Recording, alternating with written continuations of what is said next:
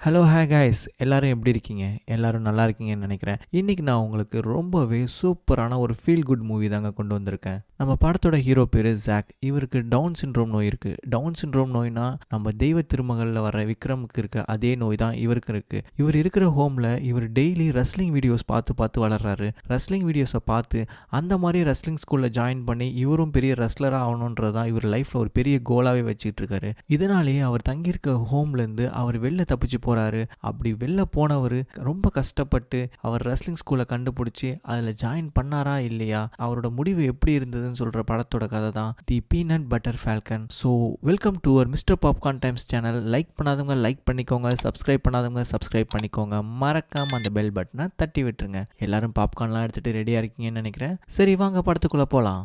இவர் தாங்க நம்ம படத்தோட ஹீரோ ஜாக். இவர் கேன்டீனில் எல்லாருக்கும் சாப்பாடு வாங்குற இடத்துல எனக்கு ஒரு புட்டிங் எக்ஸ்ட்ரா கொடுங்கன்னு கேட்டு வாங்கிட்டு அங்கே வந்து உட்கார்றாரு. அவருக்கு ஆப்போசிட்டில் இருக்க பாட்டிக்கிட்ட ஒரு லெட்டர் கொடுக்குறாரு. அந்த லெட்டரில் என்ன போட்டிருக்குன்னா, நான் இந்த இடத்த விட்டு தப்பிச்சு போகணும், எனக்கு ஹெல்ப் பண்ணுங்க அப்படின்னு சொல்லி வரைஞ்சி கொடுத்துருக்காரு. ஏதோ அந்த டோர் கிட்ட நிற்கிறது இவரா. அப்படியே அங்கே இருக்க புட்டிங்கை எடுத்து இந்தா பாட்டி வச்சுக்கோ அப்படின்னு கொடுக்குறாரு. அந்த பாட்டி அதை பார்த்துட்டு ஓகேடா அப்படின்னு ஒரு சைகை காட்டுறாங்க. அடுத்த கொஞ்ச நேரத்துல அந்த பாட்டி தொண்டில் ஏதோ அடைச்ச மாதிரி ஒரு ஆக்ஷன் கொடுக்க ஆரம்பிச்சதுமே எல்லாரோட ஃபோக்கஸும் பாட்டி மேலே இருக்கு. அப்போ நம்ம ஹீரோ ஜாக் விட்ரா தம்பி ஜூட்ட பாய் அப்படின்னு சொல்லிட்டு அங்கேருந்து எஸ்கேப் ஆகி ஓடுறாரு. இதோடு இந்த சீன் இங்கே கட் ஆயிடுது. போட்டில் போயிட்டு இருக்காரு பாருங்க, இவர் தான் டெய்லர். இவர் டங்கன் அண்ட் ரேட் பாய்க்கு சொந்தமான இடத்துல போய் அவங்க நண்டுக்காக வச்சிருக்க வலையில இருக்க நண்டெல்லாம் எடுத்துட்டு அவங்க வலையை அறுத்து எறிஞ்சிட்டு இவர் ரொம்ப வேகமாக வந்துகிட்டு இருக்காரு. இவர் ஏன் இப்படி பண்றாருன்னா, இந்த இடத்துக்கான லைசன்ஸை இவரோட அண்ணன் மார்க் தான் வச்சிருந்தாரு. ஆனா மார்க் இறந்து போனதுனால அவரோட பார்ட்னரா இருக்கக்கூடிய டங்கன் அண்ட் ரேட் பாய்க்கு இந்த இடத்தோட லைசன்ஸ் போயிடுது. இது டெய்லருக்கு சுத்தமா பிடிக்கல. ஏன்னா டெய்லர் எவ்வளோ கேட்டு பார்த்துருப்பாரு. அவங்க வந்து ரூல்ஸ் படி இது எங்களுக்கு தான் சொந்தம்னு சொல்லி அந்த இடத்தோட லைசன்ஸை எடுத்துக்கிட்டாங்க. அதனால டெய்லர் இங்க வந்து அவங்களோட வலையில இருக்க நண்டெல்லாம் எடுத்துட்டு அவங்க வலையை அறுத்தெறிஞ்சிட்டு அந்த இடத்த விட்டு போறாரு. டெய்லர் இந்த மாதிரி பண்ணிட்டு இருக்கிறத அங்க இருக்க ஷெரீஃப் ஒருத்தர் பார்த்து டங்கன் அண்ட் ரேட் பாய்க்கு இன்ஃபார்ம் பண்ணிடுறாரு. இங்கேயும் தப்பிச்சு வெளில போன நம்ம ஜாக்கை பிடிச்சி உள்ளே அடைச்சிடுறாங்க. அதுவும் இல்லாமல் ஜாக் மறுபடியும் வெளில போகக்கூடாதுன்னு அங்கே இருக்க ஜன்னல் எல்லாத்தையுமே ஒரு கம்பியை வச்சு ரொம்ப டைட்டாக ஃபிக்ஸ் பண்ணிடுறாங்க. ஜாக் இதை பற்றிலாம் பெருசாக கவலைப்படாமல் அவன் ஒரு கேசட்டை எடுத்து போட்டு டிவியை ப்ளே பண்ணுறான். பக்கத்தில் இருக்க கால் என்ன சொல்கிறாருன்னா, டேய் கால்லேருந்து 10 தடவை இதை பார்த்துட்டேன், அது மட்டும் இல்லாமல் எனக்கு தெரிஞ்சே இதை 1000 வாட்டி ப்ளே பண்ணிட்டேன், ஏன்டா இதையே திருப்பி திருப்பி பார்க்குற அப்படின்னு கேட்குறாரு. ஏன்னா ஜாக்குக்கு அந்த வீடியோவில் வரக்கூடிய சால்ட் வாட்டர் ரெட்னேக்கு அவ்வளோ பிடிக்கும். அவர் ஒரு பெரிய ரெஸ்லர். அவர் இப்போ புதுசாக ஒரு ரெஸ்லிங் ஸ்கூல் ஆரம்பிச்சிருக்கிறதாகவும் அதில் எல்லாரும் வந்து ஜாயின் பண்ணிக்கன்னு சொல்லி அந்த வீடியோவில் கூப்பிட்றாரு. இதை பார்த்ததுமே ஜாக், நான் கண்டிப்பாக அந்த ரெஸ்லிங் ஸ்கூலில் ஜாயின் பண்ணி நான் ஒரு பெரிய ரெஸ்லராக ஆவேன், இதையே அவனோட லைஃபோட பெரிய கோலாக வச்சுருக்கான். அப்போ அங்கே வர எலி, நீ இது வரைக்கும் 2 வாட்டி தப்பிக்க ட்ரை பண்ணிட்ட, இது 3வது வாட்டி, தயவு செஞ்சு இப்படி பண்ணாத, இந்த வாட்டி நீ அந்த பாட்டியும் கூட சேர்த்துருக்க அப்படின்னு சொல்லி ஜாக் கொடுத்த பேப்பரை தூக்கி காட்டுறாங்க. ஜாக் அதுக்கு, இங்க இருக்க எல்லாருமே வயசானவங்க, நான் ஒரு யங்ஸ்டர், நான் எப்படி இவங்க கூட இருக்க முடியும், நான் வெளியில தானே இருக்கணும் அப்படின்னு கேட்குறான். அவன் சொல்றது வாஸ்தவம் தான். ஆனா அவனை பார்த்துக்கிறதுக்கு ஃபேமிலியோ இல்லை வேற யாராச்சும் யாருமே இல்லை. அதனால ஜாக்குக்கு கவர்மெண்ட் கொடுத்த இடம் இந்த ஹோம்ஸ் தான். ஸோ அவனால் வெளில போக முடியாதுன்னு ஹீரோயின் சொல்கிறாங்க. ஆனால் ஜாக் அதெல்லாம் கேட்குற மாதிரியே இல்லை. ஹீரோயின், நான் தான் உன்னை டேக் கேர் பண்ணி பார்த்துக்கிறேன், நீ இங்கேருந்து வெளில போனால் எனக்கு தான் பிரச்சனை, தயவு செஞ்சு இதை ட்ரை பண்ணாத, நல்ல பையனாயிருன்னு சொல்லி ஜாக் அமைதிப்படுத்திட்டு போகிறாங்க. டெய்லர் மீன் கழுவிட்டு அவர் வேலையை பார்த்துட்டு இருக்காரு. அப்போ டெய்லரை பார்க்க வர டெய்லரோட பாஸ் என்ன சொல்கிறாருன்னா, இங்கே பாரு டெய்லர், நீ தேவையில்லாமல் டங்கன் அண்ட் ரேட் பாயோட இடத்துக்குள்ளே போகாத, அங்கே போய் நீ நண்டையும் வலையும் அறுத்து விட்டுட்டு வந்துடுற, அவங்க இப்போ ஊர் ஃபுல்லாக உன்னை தேடிட்டு இருக்காங்கடா, அவங்க கையில் மாட்டினா உன்னை கொலை பண்ணிடுவாங்க, தயவு செஞ்சு இந்த இடத்த விட்டு கிளம்பு அப்படின்னு வெளில அனுப்புகிறாரு.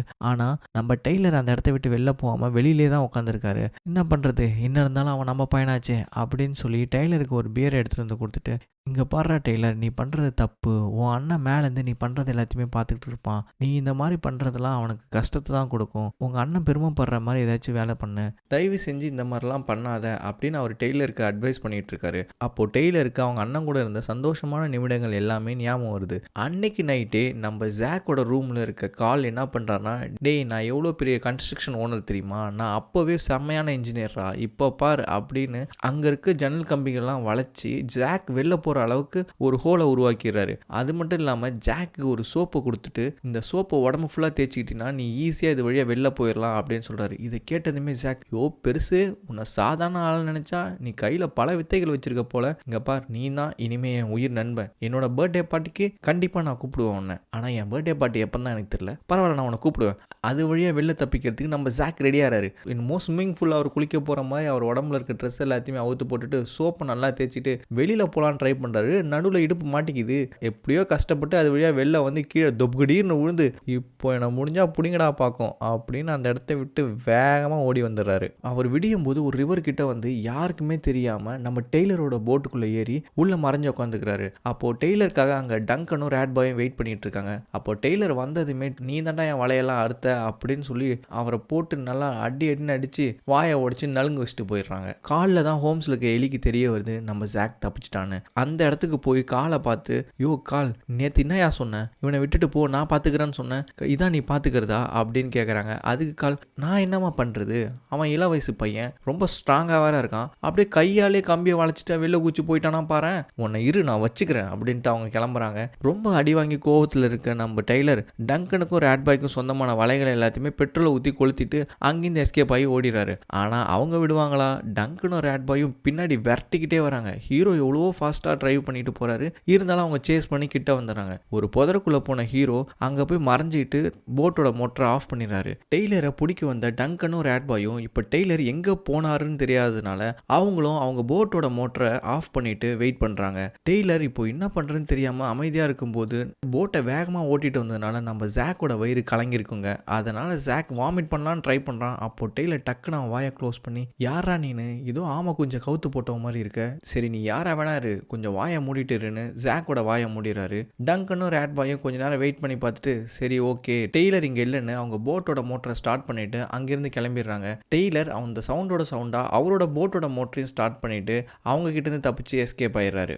ஜாக் தங்கி இருந்த ஹோம்ஸோட ஹெட்டு எலியை கூப்பிட்டு, இங்கே பாருமா, அவன் ஓன் பொறுப்பில் தான் இருந்தான், அவன் தப்பிச்சு போனதுக்கு நீ தான் காரணம், நீ என்ன பண்ணுவியோ எனக்கு தெரியாது, ஒரு வாரம் தான் டைம், அதுக்குள்ளே அவனை கண்டுபிடிச்சி இங்கே கொண்டு வந்து சேர்க்குற, இல்லை வர இன்ஸ்பெக்ஷனில் நீயும் மாட்டிப்பேன் நானும் மாட்டிப்பேன் அப்படின்னு சொல்லிடுறாரு. இப்போ நம்ம எலிக்கு வேறு ஆப்ஷனே இல்லை, அவங்க ஜாக்கை தேடி போய் தான் ஆகணும். ஆறும் கடலும் ஒரு இடத்துல இணையும் இல்லை, அந்த இடத்துல தான் நம்ம ஜாக்கும் டெய்லரும் இருக்காங்க. இங்கே அவரோட போட் ஒர்க் ஆகாமல் போயிடுது. டெய்லர் அந்த போட்டை ரெடி பண்ணுறதுக்கு எவ்வளவோ ட்ரை பண்ணிட்டு இருக்காரு. ஆனால் நம்ம ஜாக்கு ஏதோ குற்றாலத்தில் குளிக்க வந்த மாதிரி ஜட்டியோட ஜாலியாக உட்காந்துருக்கான். ஒரு கட்டத்தில் டெய்லர் ஓகே போட் இனிமேல் தேராது போல இருக்கு, நாம் இங்கேருந்து கிளம்பலான்னு முடிவு பண்ணி அவர் திங்ஸ்லாம் எடுத்துகிட்டு அவர் கிளம்பி போயிட்டு இருக்காரு. அவர் பின்னாடியே போகிற ஜாக், ஹலோ மிஸ்டர், எனக்கு நீச்சல் அடிக்க தெரியாது, தயவு செஞ்சு எனக்கு கரையில் மட்டும் கொண்டு போய் விட்டுறீங்களா அப்படின்னு கேட்குறான். அதுக்கு டெய்லர், டேய் ஏன்டா என் பின்னாடியே வந்துட்டு இருக்க, யாரா நீ அப்படின்னு ஒரு வார்த்தையை கேட்டுறாரு. சும்மா இருந்த வாயில பொறிக்கலையை போட்டு விட்ட மாதிரி நம்ம ஜாக்கு அவனோட கதை எல்லாத்தையும் எடுத்து சொல்ல ஆரம்பிச்சிடறான். இந்த மாதிரி நான் சால்ட் வாட்டர் ரெட்னிக்கு தேடி வந்தேன், அவரோட ரஸ்லிங் ஸ்கூலில் சேர்ந்து நான் ஒரு பெரிய ரஸ்லராக ஆக போகிறேன், அப்படி இப்படின்னு பேசிக்கிட்டே அவர் பின்னாடி வந்துட்டு இருக்கான். நம்ம டெய்லர் ஒரு வழியாக அந்த கடல்லேருந்து அவனை வெளில கூப்பிட்டு வந்துடுறாரு. இங்கே பாடுறா,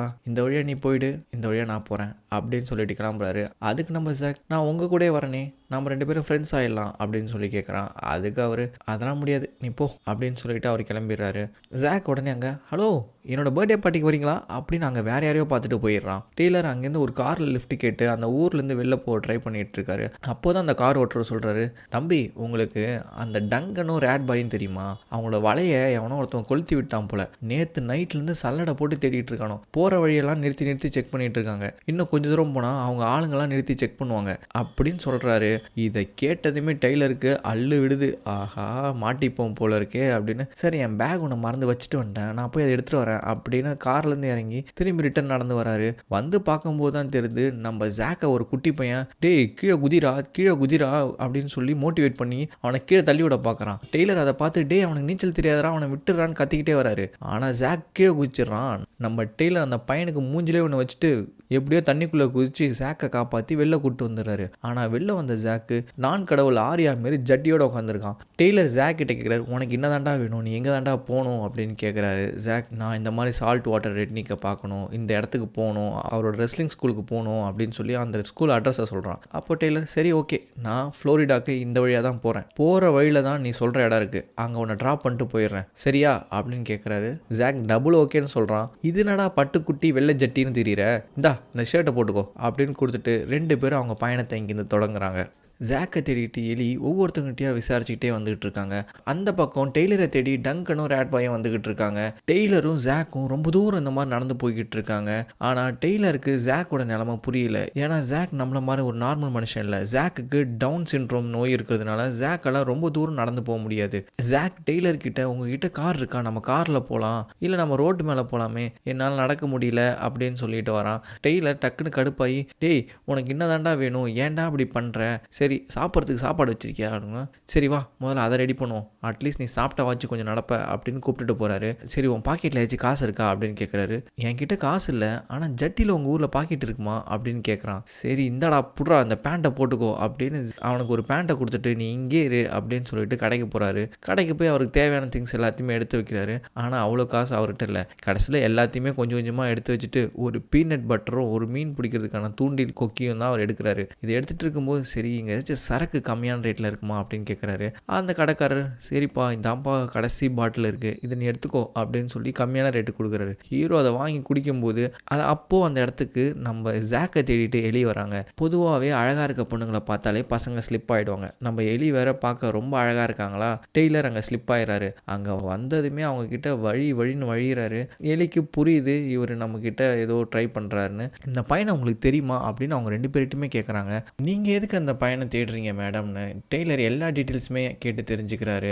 எலி தான் ஜாக்கோட இன்சார்ஜ்னு நல்லாவே புரிஞ்சுக்கிறாரு. ஆனால் ஜாக் அவர் கூட தான் இருக்கான்ற விஷயத்த எலி கிட்ட அவர் சொல்லவே இல்லை. அப்புறம் அவன் தனியாக சுற்றிட்டு இருப்பான்லாம் நினைக்காதீங்க, அவன் கூட ஒரு மாவீரன் இருக்கலாம், அந்த மாவீரன் கூட சேர்ந்து அவன் சாகச பயணம்லாம் போயிருக்கலாம் அப்படின்ற மாதிரி ஏதோ புரியாத மாதிரியே பேசுகிறாரா. சரி ஓகே பாய் நான் அந்த இடத்த விட்டு கிளம்புறாங்க. அப்போது டெய்லர் சும்மா இல்லாமல் உங்கள் ஃபோன் நம்பர் கிடைக்குமா அப்படின்னு கேட்குறாரு. அதுக்கு அவங்க நடுவரில் காட்டிட்டு ஸ்டைலாக போயிடுறாங்க. டெய்லர் அந்த கடையிலேருந்து நம்ம ஜாக்கை தான் போய் மீட் பண்ணுறாரு. டேய் ஜாக்கு உன்னை சாதாரண ஆள் நினச்சா உன்னை பார்த்துக்க எலின்னு ஒரு பொண்ணு வந்திருக்கா, செம்ம அழகாக இருக்கா, அவன் உன்னை கேட்டான் ஆனால் நான் உன்னை காட்டி கொடுக்கல, ஏன்னு சொல்லு, ஏன்னா நம்ம ரெண்டு பேரும் பார்ட்னர்ஸ், நம்ம இப்பொழுது நம்ம சாகச பயணத்தை ஆரம்பிக்கிறோம், இந்த ஷூஸ் போட்டுக்கோ பேக் எடுத்துக்கோ, ரூல் நம்பர் 1 நம்ம எங்கேயுமே ஸ்லோ ஆகக்கூடாது, ரூல் நம்பர் 2 நான் தான் இங்கே இன்சார்ஜ், என்ன ரூல் நம்பர் 1னா என்ன சொல்லு பார்க்கும் அப்படின்னு கேட்குறாரு ஜாக்.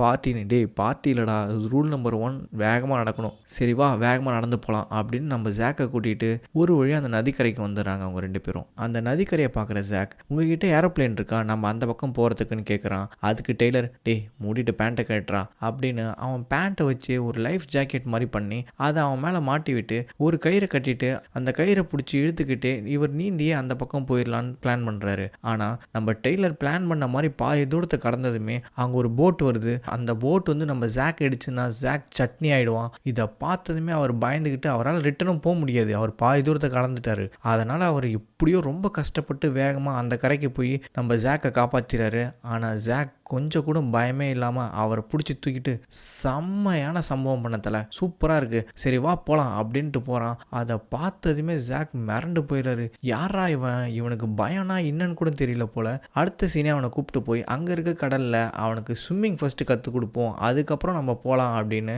அவனை கூப்பிட்டு போய் ரொம்பவே ஜாலியாக அங்கே ஸ்விம்மிங் கற்றுக் கொடுக்குறாரு.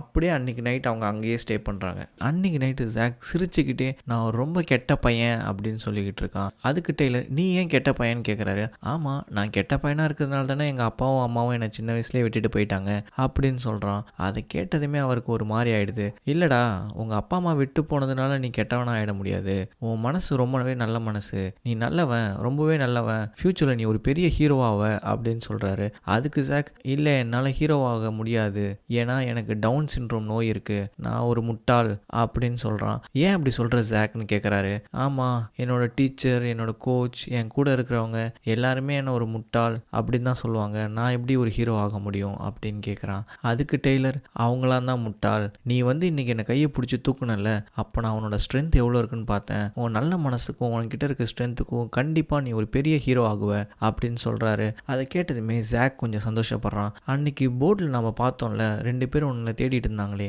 அவங்க நல்லவங்களா கெட்டவங்களா அப்படின்னு கேட்குறான். அதுக்கு டெய்லர் அவங்க கெட்டவங்க, அவங்க கிட்ட நம்ம அதிகமாக வச்சுக்க கூடாது அப்படின்றாரு. கேட்குறாரு. நீ நல்லவனா கெட்டவனா அப்படின்னு கேட்குறாரு ஜாக். அதுக்கு டெய்லர், சரி நீ இவ்வளோ நாள் என் கூட இருந்த, நீ சொல்லு நான் நல்லவனா கெட்டவனா அப்படின்னு டெய்லர் கேட்குறாரு. அதுக்கு ஜாக், நீ ரொம்ப நல்லவன் டெய்லர் அப்படின்றாரு. அப்புறம் என்ன, நீயே சொல்லிட்ட நான் நல்லவன்னு. டெய்லர் கொஞ்சம் கொஞ்சமாக அவங்க அண்ணனை பற்றி நினைக்க ஆரம்பிக்கிறாரு. டெய்லரும் அவங்க அண்ணனும் ரொம்பவே சந்தோஷமாக இருந்திருக்காங்க. அவங்க ஒரு நாள் பப்பில் போயிட்டு நல்லா சரக்கு அடிச்சுட்டு ஃபுல் போதை ஆயிடுறாங்க. அவங்க அண்ணன் ரொம்ப போதையானதுனால அவர் கார் ஓட்டாமல் நம்ம டெய்லர் கார் ஓட்டிட்டு வந்திருக்காரு. அப்படியே போதையில் தூங்கிடுறாரு. அதனால் அங்கே நடக்கிற ஆக்சிடெண்ட்டில் அவர் அண்ணனும் இறந்துடுறாரு. இத்தனை வருஷமாக அவர் அண்ணனை தான் கொண்டுட்டோம் அப்படின்ற ஒரு குற்ற உணர்ச்சியில் தான் அவர் இருந்திருக்காரு. இப்படியே விடியுது. காலைல பார்த்தா நம்ம ஜாக்கு அவருக்கு முன்னாடியே ஏஞ்சி உட்காந்துருக்கான். இதை பார்க்குற அவருக்கு ஒன்றுமே புரியல. ஜாக் அவர்கிட்ட, என்னை எப்படியாச்சும் ட்ரெயின் பண்ணுறீங்களா அப்படின்னு கேட்குறான். சரி ஓகே வாடா, நான் அவனை ட்ரெயின் பண்ணுறேன்னு கூப்பிட்டு போயிட்டு இவங்க ட்ரைனிங் கொடுக்குறாங்களாம். ரயில்வே ட்ராக் மேலே நடக்குது. தர்பூசணி பழத்தை வெட்டி தள்ள வச்சுக்கிட்டு 2 பேரும் சண்டை போடுறது, கன் ஷூட் பண்ண சொல்லித்தரேன்னு சொல்லிட்டு ஷூட் பண்ணுறாங்க. ஆனால் நம்ம ஜாக் பின்னாடி போய் விழுந்துடுறான். இப்படியே இவங்க கொஞ்சம் தூரத்தெல்லாம் கடந்து கடைசியாக ஒரு வீட்டுக்கு வராங்க. அந்த வீட்டில் ஒரு உடஞ்சி போய் கிடக்கிற போட்டை பார்க்குறாங்க. இந்த போட்டை ரெடி பண்ணிட்டா இங்கேருந்து கிளம்பிடலான்னு ஒரு பிளான் பண்ணிட்டு இருக்கும்போதே அங்கே ஒரு தாத்தா கையில் கன்னோட வந்து நிற்கிறாரு. இங்கே பாருங்கடா, நீங்கள் வந்திருக்கவங்க ஒயிட்டா பிளாக்கான்னு கேட்குறாங்க. இவங்க ஒயிட்டுன்னு சொல்கிறாங்க. நீங்கள் ஒயிட்டாக இருந்தானே பிளாக்காக இருந்தானே, கடவுள் முன்னாடி எல்லாருமே ஒன்று தான், உங்களுக்கு கடவுள் நம்பிக்கை இருக்குல்ல அப்படின்னு கேட்குறாரு. அதுக்கு இவங்க 2 பேரும் ஆமான்னு சொன்னதுமே நம்ம ஜாக்கை கொண்டு போய் பேட்ரியடிசம் பண்ணுறாரு. பேட்ரியடிசம் எதுக்கு பண்ணுவாங்களாம், அவங்க பாவத்தெல்லாம் கழுவுறதுக்காக பிறந்த குழந்தைக்கு பண்ணுவாங்க. அதேமாதிரி ஜாக்கு பேட்ரியடிசம் பண்ணுறாங்க. அவர் அவங்களுக்கு தேவையான பொருட்கள்லாம் கொடுத்து ஒரு சின்ன போட்டு மாதிரி ஒன்று ரெடி பண்ணி அவங்க 2 பேரும் அங்கேருந்து கிளம்புறாங்க. அவங்க 2 பேரும் கிளம்பி போகும்போது கூட அவர் என்ன சொல்கிறாருன்னா, உங்களோட பாவங்கள் எல்லாமே மன்னிக்கப்பட்டுருச்சு, நீங்கள் 2 பேரும் ரொம்ப சந்தோஷமாக உங்கள் பயணத்தை தொடரலாம் அப்படின்னு சொல்லி அனுப்பி வைக்கிறாரு. அவர் சொன்னதை கேட்டதுமே டெய்லர் ரொம்ப சோகமாயிடுறாரு. ஏன்னா அவர் அண்ணனை கொண்டுட்டேன்ற குற்ற உணர்ச்சியில் இத்தனை நாள் அவர் இருக்காரு. இதை புரிஞ்சுக்கிட்ட ஜாக் டெய்லர் கிட்ட, இங்கே பாரு டெய்லர், நீ எதுக்கும் ஃபீல் பண்ணாத, என்னோட பர்த்டே விஷஸ் எல்லாமே உனக்கே தரேன் அப்படின்னு சொல்கிறான். இதை கேட்டதுமே டெய்லருக்கு அவரோட அண்ணன் ஞாபகம் தான் வருது. இறந்து போன அண்ணனே ஜாக்கோட உருவத்தில் வந்த மாதிரி அவர் ஃபீல் பண்ணி ஜாக் மேலே சாஞ்சி அவர் அழ ஆரம்பிக்கிறாரு. ஜாக் அவருக்கு ஆறுதலாக இருக்கான். இப்படியே கொஞ்ச நேரத்துக்கு அப்புறம் அவங்க 2 பேரும் சின்ன குழந்தை மாரி அவங்க கண்ணத்தை தட்டி தட்டி விளையாட ஆரம்பிச்சுறாங்க. ரொம்ப பெரிய பயணத்துக்கு அப்புறம் அவங்க ஒரு இடத்துக்கு வந்து அடையிறாங்க. அந்த கடற்கரையில் நல்லா சரக்கு அடிச்சுக்கிட்டு 2 பேரும் விளையாண்டுக்கிட்டு இருக்காங்க. அப்போ தான் ஜாக் வந்து ஒரு மரக்கட்டையை தூக்கி போடலான்னு ட்ரை பண்ணுறான். ஆனால் அவனால் முடியல. டெய்லர் என்ன சொல்கிறான்னா, ரெஸ்லிங் இருக்க எல்லாருக்குமே ஒரு பேர் இருக்கும், அந்த மாதிரி உனக்கும் ஒரு பேர் வைக்கணும், உனக்கு என்ன பேர் வைக்கலாம் அப்படின்னு யோசிச்சுட்டு இருக்கும்போது ஃபால்கன், பீனட் பட்டர் ஃபால்கன், அதுதான் இனிமேல் உன் பேர் அப்படின்னு முடிவு பண்ணிட்டு 2 பேரும் காஸ்டியூம் ரெடி பண்ணுறேன்னு ரெடி பண்ணி சரக்கு அடிச்சுட்டு அந்த கடற்கரையை சுற்றி ரொம்ப ஜாலியாக நைட்டு ஃபுல்லாக விளாண்டுட்டு இருக்காங்க.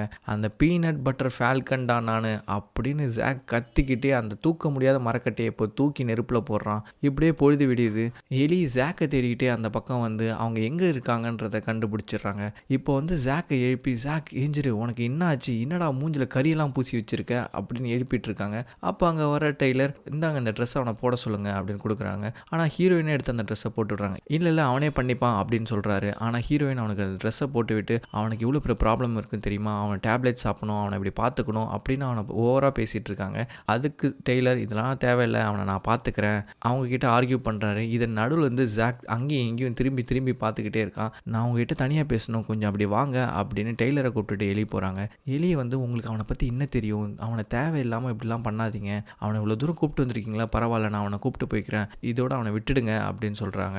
அதுக்கு டெய்லர், இங்கே பாருங்கள் மேடம், அப்படிலாம் விட முடியாது, அவனுக்கு நான் ப்ராமிஸ் பண்ணி கொடுத்துருக்கேன், அவனை கொண்டு போய் அந்த ரெஸ்லிங் இன்ஸ்டியூட்டில் போய் ஜாயின் பண்ணி விடுறதா நான் ப்ராமிஸ் பண்ணியிருக்கேன், அது வரைக்கும் என்னால் அவனை விட முடியாது, வேணும்னா நீங்களே எங்கள் கூட அந்த ரெஸ்லிங் இன்ஸ்டியூட்டுக்கு வாங்க, இதே கப்பலில் போவோம், அப்புறம் அங்கே போய் எல்லாம் முடிஞ்சதுமே நீங்கள் அவனை கூப்பிட்டுட்டு போங்க அப்படின்ற மாதிரி சொல்கிறாரு.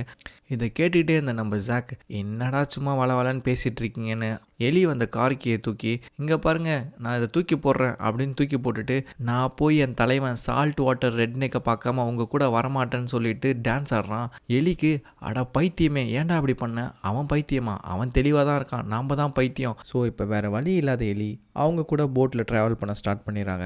இப்படியே கொஞ்சம் தூரம் அவங்க போயிட்டு இருக்கும்போது அவங்க ஜாக்கை பார்த்து, ஜாக் நீ டேப்லெட் எடுத்துக்கிட்டியா, உன் பிளட் சுகர் லெவல் என்ன, ஐயோ குளிர்ந்து பாரு, நீ இதை போத்திக்கோ, ஏதாச்சும் சாப்பிட்டியா அப்படின்னு சொல்லி அவர் ஏதோ நோயாளி மாதிரி ட்ரீட் பண்ணிகிட்டு இருக்காங்க.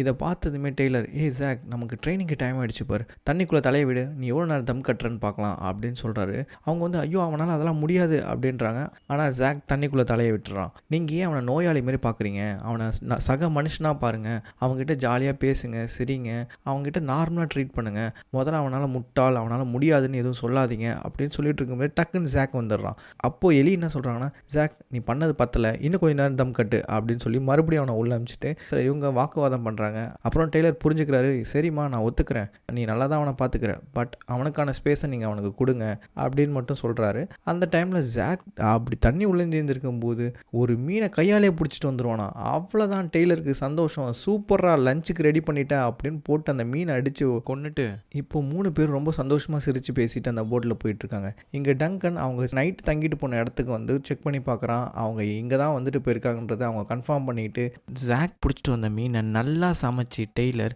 ஜாக்குக்கும் எலிக்கும் கொடுக்குறாரு. அவங்க 3 பேரும் சாப்பிட்டுட்டு சந்தோஷமாக இருக்காங்க. அப்போது டெய்லரும் ஜாக்கும் ஒரு சீக்ரெட்டான ஹேண்ட் ஷேக் போடுறத பார்த்த எலி எனக்கும் அதை சொல்லித்தாங்க அப்படின்னு கேட்குறாங்க. அதுக்கு நீங்கள் ஒரு பெரிய சாகசம் பண்ணணும், நாங்கள் போட் இடிக்கிற மாதிரி போய் தப்பிச்சு வந்தோம், அந்த மாதிரி ஒரு சாகசத்தை நீங்கள் பண்ணணும் அப்படின்னு சொன்னதுமே எலி ஷாக் ஆகிறாங்க. என்னது போட் இடிக்க வந்ததா?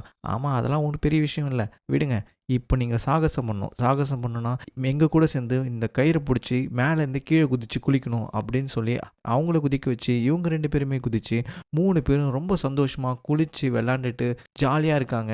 அப்படியே ஜாக் இவங்க 3 பேரை பார்த்துட்டு என்னோடய லைஃப் இந்த 3 பேரோட நல்லா ஃபேமிலியாக ஹாப்பியாக இருக்கணும் அப்படின்னு ஜாக் கத்துறான். நைட்டு ஃபுல்லாக இப்படியே ஜாலியாக டான்ஸ் ஆடிக்கிட்டு இப்படியே இவங்க சந்தோஷமாக படுத்து தூங்குறாங்க. இவங்க நல்லா தூங்கிட்டு இருக்காங்க. அப்படி தூங்கிட்டு இருக்கும்போது ஏதோ ஒரு வெளிச்சம் வருது. அதை பார்த்ததுமே டெய்லர் என்னாச்சுன்னு வெளில வந்து பார்க்குறாரு. அந்த போட் எரிஞ்சிக்கிட்டு இருக்கு. டங்கனும் ரேட் பாயும் அங்கே வந்து ஹீரோவை சுற்று போட்டுறாங்க.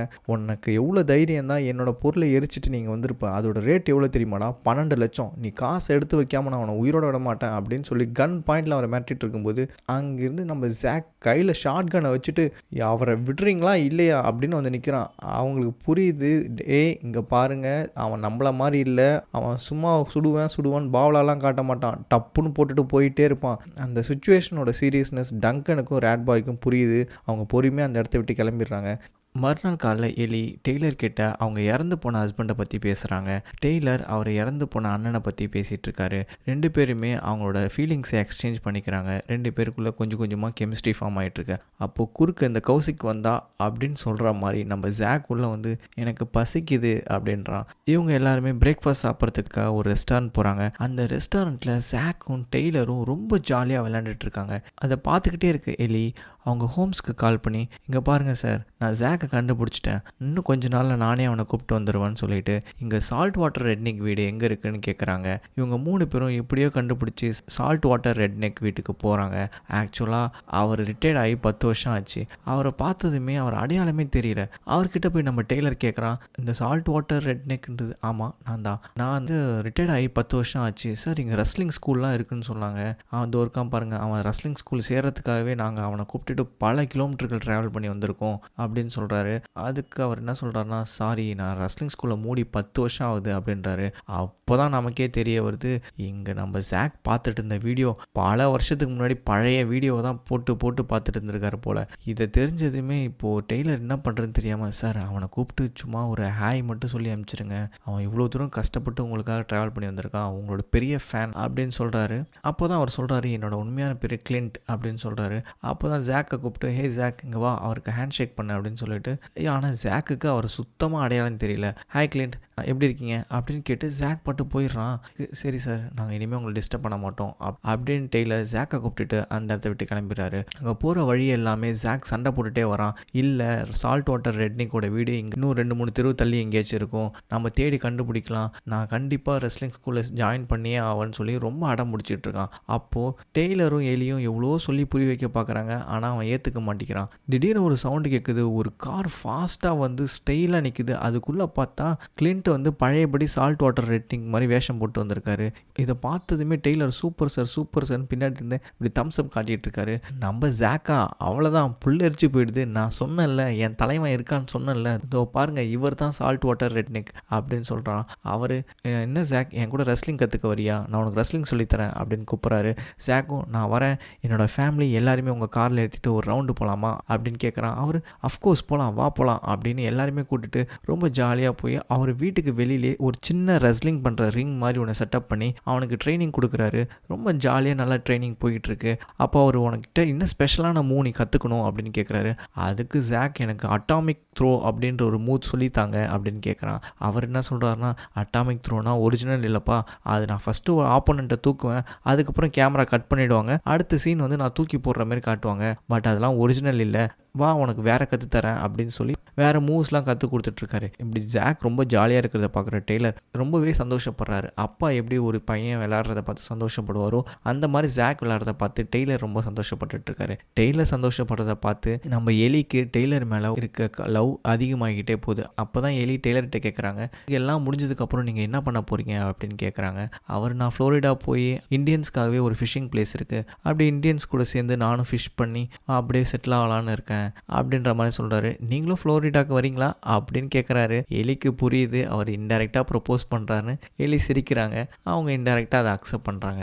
இப்படியே அன்றைக்கி நாள் நைட் ஆகிடுது. அப்போது கிளின்ட் என்ன சொல்கிறாருன்னா, இங்கே பாருங்கள் அவனுக்கு எல்லாமே கற்றுக்கிட்டான், நீ இப்போ ஆல்மோஸ்ட் எல்லாம் ரெடி ஆகிட்டா, இதை ப்ராக்டிஸ் பண்ண எல்லாம் வந்துடும், இப்போதைக்கு நாம் ஒரு மேட்ச் பண்ணால் கரெக்டாகிடும். அப்போது ஜாக் எஸ் நான் ரெஸ்லிங் மேட்ச்சுக்கு போகிறேன் அப்படின்னு சொல்லிட்டு சந்தோஷத்தில் குதிக்கிறான். அது சும்மா ஒரு ஃப்ரெண்ட்லி மேட்ச், அவர் ஃப்ரெண்டு கூட ஒரு சின்னதாக ஒரு ஃப்ரெண்ட்லி மேட்ச் நடக்கிற மாதிரி நடந்து அதில் அவர் ஃப்ரெண்டு தோற்று போய் நம்ம ஜாக்கை ஜெயிக்க வைக்கிறது தான் மோட்டிவ். ஆனால் எலியை வந்து இது ரொம்ப சீக்கிரமாக இருக்குது, இது வேணாம் அப்படின்றாங்க. ஆனால் எல்லாருமே நம்ம நாளைக்கே மேட்ச் பண்ணுறோம் அப்படின்னு சொல்லி மறுநாள் காலையில் எல்லாருமே காரில் ஏறி மேட்ச் கிளம்பி போயிட்டுருக்காங்க. அப்போது ஒரு சாங்கை அவர் கிளின்ட் போட்டு விட்டதுமே எல்லாருமே மோட்டிவேட் ஆகி கத்திக்கிட்டே போகிறாங்க. அந்த வெறித்தனத்தோட மேட்ச்சுக்கு போகிறாங்க. மேட்ச் நடக்கிற இடத்துக்கு போனதுமே ஜாக் ஒரு மேட்ச் நடக்கிறத பார்க்குறான். ஒருத்தரை சேராலே அடித்து பல்ல உடைக்கிறத பார்த்ததுமே நம்ம பையனுக்கு உள்ள பயம் வர ஆரம்பிச்சிருச்சு. கிளின்ட் அங்கே இருக்க ரெஃப்ரிக்கு காசு கொடுத்து கரெக்ட் பண்ணிடுறாரு. ஏன்னா அடுத்த மேட்ச் நம்ம ஜேக்குக்கும் அவரோட ஃப்ரெண்டுக்கும். டங்கனோட ஒரு ஆள் அங்கேருந்து டங்கனுக்கு கால் பண்ணி இங்கே டெய்லர் இங்கே தான் இருக்கான்ற இன்ஃபர்மேஷனை கொடுத்துட்றாரு. ஜேக்கோட முகத்தில் ஒரு மரண பயம் தெரியுது. அப்போ அங்கே வர கிளின்ட் நல்லா ஜேக்கை மோட்டிவேட் பண்ணிட்டு போகிறாரு. ஆனால் ஜேக்கோட முகத்தில் அந்த பயம் கொஞ்சம் கூட போல. அப்போது டெய்லர் வந்து ஜேக்கை நல்லா மோட்டிவேட் பண்ணுற மாதிரி, உன்னால் முடியும்டா, நீ யாரு, ஃபால்கன்டா, பீனட் பட்டர் ஃபால்கன், உன்னால் முடியும், உன் கையில் அவ்வளோ ஸ்ட்ரென்த் இருக்குது, வா அப்படின்னு சொல்லி நல்லா மோட்டிவேட் பண்ணி விட்டுறாரு. இப்போ டெய்லர் எலியை காரில் கூட்டு போய் உட்கார வச்சு எலிக்கிட்ட ரொமான்டிக்காக பேசிக்கிட்டே அவங்க கையை ஹேண்ட் கஃப் போட்டு காரோட லாக் பண்ணிவிட்டு அவரை மேட்ச் நடக்கிற இடத்துக்கு வந்துடுறாரு. ஏன்னா எலி ஜாக் அடி வாங்குற மாதிரி இருந்தால் அந்த மேட்சே நடத்த விட மாட்டாங்கன்னு அங்கே லாக் பண்ணிட்டு வந்துடுறாரு. இப்போது மேட்ச் ஸ்டார்ட் ஆக போகுது. எல்லாம் பீனட் பட்டர் ஃபால்கனை வாங்க அப்படின்னு கூப்பிட்றாங்க. வெளில வர்றது நம்ம ஜேக் அப்படியே கார்ட்போர்டெல்லாம் போட்டுக்கிட்டு, இவர் பீனட் பட்டர் ஃபால்கன் மாதிரி வர்றதுனா எல்லாருமே கைத்தட்டாமல் பேன்னு பார்த்துட்ருக்காங்க, யாரா அவன் கோமாளி அப்படின்ற மாதிரி. ஆனால் நம்ம டெய்லர் மட்டும் கை தட்டி உற்சாகப்படுத்துறாரு. அதை பார்த்ததுமே எல்லாருமே கைத்தட்ட ஆரம்பிச்சிடுறாங்க. ரொம்ப ஆரவாரத்தோடு உள்ளே வர நம்ம ஜேக் அப்படியே மேலெலாம் நின்று போஸ்லாம் கொடுத்துட்டு பயங்கரமாக பண்ணிகிட்டு இருக்காரு.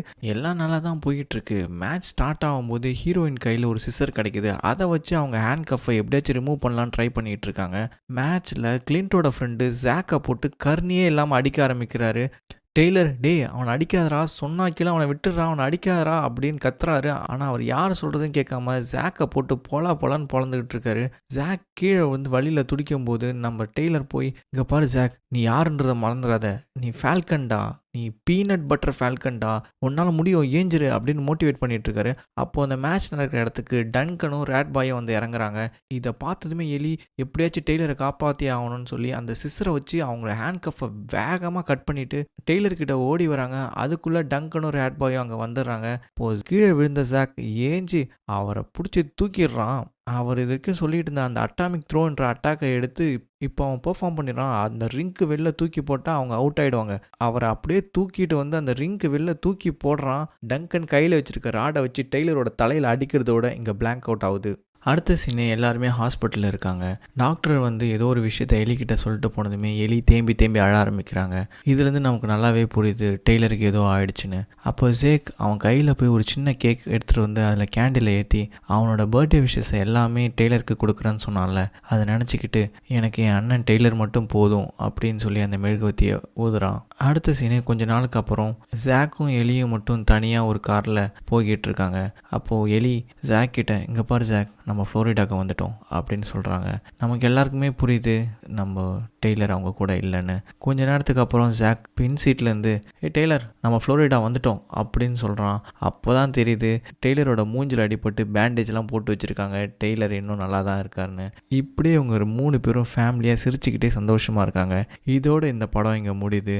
நாளைக்கு இது மாதிரி இன்னொரு நல்ல படத்தோட உங்களை மீட் பண்ணுறேன். Until it's signing off from நான் உங்கள் நண்பன் சுரேன்.